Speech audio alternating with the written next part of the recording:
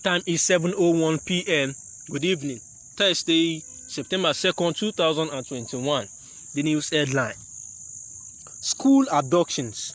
What Buhari is not telling Nigerians. The news info. The recent release of 3 separate groups of students who had been abducted in northern Nigeria brought joyful reunions and the hope that others still be soon freed. Now, just days later, gunmen again attacked a school in Zamfara, taking 73 new hostages. Before Wednesday attacks, some 1,000 students had been kidnapped in about a dozen abductions since December, and UNICEF said some 200 are still believed to be in captivity. Here is a look at what is known about the gunmen kidnapping children for ransom in northern Nigeria. Government officials described the gunmen carrying out the attacks as bandits, but what, if any, connection there is between them and remains unclear. School kidnappings have taken place in 9 different states, and targets have included everyone from preschoolers to university students. Then, 3 different groups of hostages in 3 separate states: Niger, Kaduna, and Zamfara. They were all released within 24 hours of each other. That led some to question whether it was coincidence or a sign that these bandits in fact after is to one another. Observers have said that the gunmen appear to be young men from the Fulani ethnic group who are traditionally worked as nomadic cattle herders and are caught up in a decade-long conflict with Hausa farming communities over access to water and grazing land. Some say they took up arms because they felt their community have been neglected over the years by Nigerian government.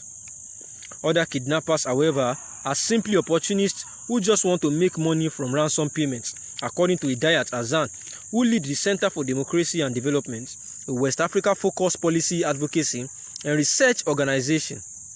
Now, back to how the bandits operate. Nigerian journalist Abdulaziz, an editor with the Abuja-based Daily Trust newspaper, has interviewed some of the gunmen and said they have set up dozens of camps in remote forested areas of the northwest.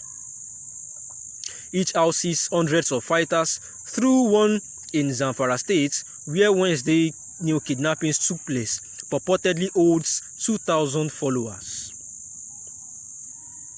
Authorities believe that bandits are getting logistical support from local residents, saying some have confessed to ferrying phones, fuel, and food supplies to the gunmen while they are camped in the forest. It is believed that they have used the money from the ransom payments to buy arms and ammunition, some of which is now being sophisticated than what is used by the Nigerian military. Many initially believed that there was a difference between Islamic extremists in the northeast who were motivated by ideology and the bandits in northwest believed to just be after money. However, freed captives have shared details that suggest that some bandits might share extremist beliefs with the Boko Haram group, whose name means Western education is forbidden in the local Hausa language. Victory Sonny, one of the students released in May after being abducted from a school in Kaduna State, said her captors warned her to stay home. They asked us not to go back to school, that they will make sure that they shut down all schools in Kaduna State, said Sonny. And if we go back there to the school, they will still come back for us, and if they get us again, we are not coming back again. The gunmen also told those students that they were not after their lives or their parents' money, that they are after the government, said Sonny, whose father is still looking for a school where she can re-enroll and attend classes safely. Sheikh Ahmad Gumi, a Nigerian cleric who is one of the few with access to the bandits who has negotiated with them in the past, believes that the bandits have been infiltrated by Boko Haram. He said the jihad group is looking for them seriously, trying to entice them to join their struggle. The governor of Niger State in the northwest, Abubakar Sani Bello, also has said that extremists now have established a camp there too. I am confirming that there are Boko Haram elements in the Niger State here in Kaura. They have hosted their flags here. Their wives have been seized from them and forcefully attached to Boko Haram members, Bello said in April. Neither the Nigerian army nor the presidency have disputed the governor's claim.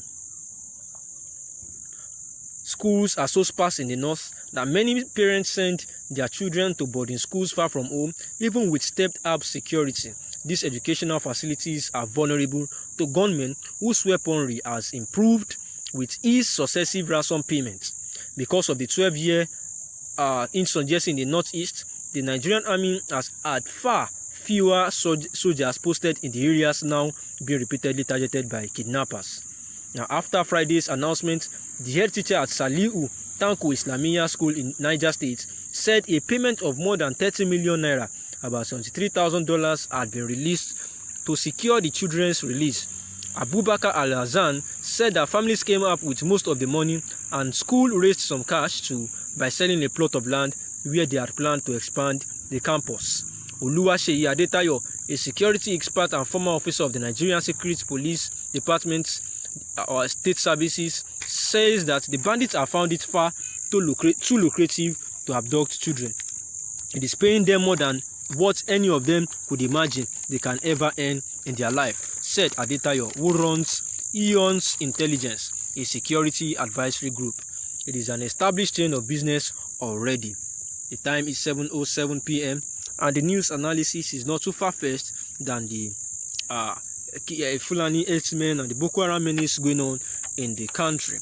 And the summary is as follows: the release of the 3 separate groups of students who have been abducted in northern Nigeria has brought about, a joyful reunion, and hope that others that were also abducted in the same manner might be released soon. And just days after gunmen again, they attacked a school in Zamfara, taking about 73 hostages, and then before Wednesday attack, 1,000 students had already been kidnapped in about a dozen schools abduction. And the UNICEF, said that some 200 are still believed to be in captivity. And the government officials described the gunmen carrying out the attack as bandits, but there seems to be an unclear connection in between, because 24 hours after they released some people in some hostages in Niger, some other people were also released in Kaduna and also spontaneously in Zamfara as well. And that led to some questions, that was that just a coincidence, or there is something fishy about these bandits? Perhaps they have a common ties and they have a connection somewhat.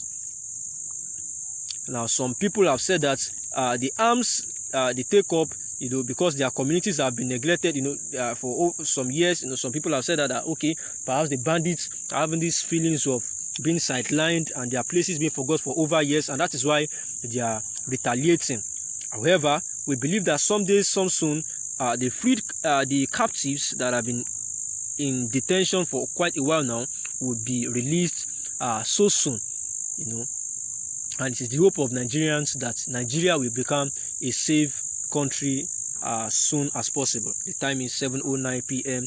Good evening.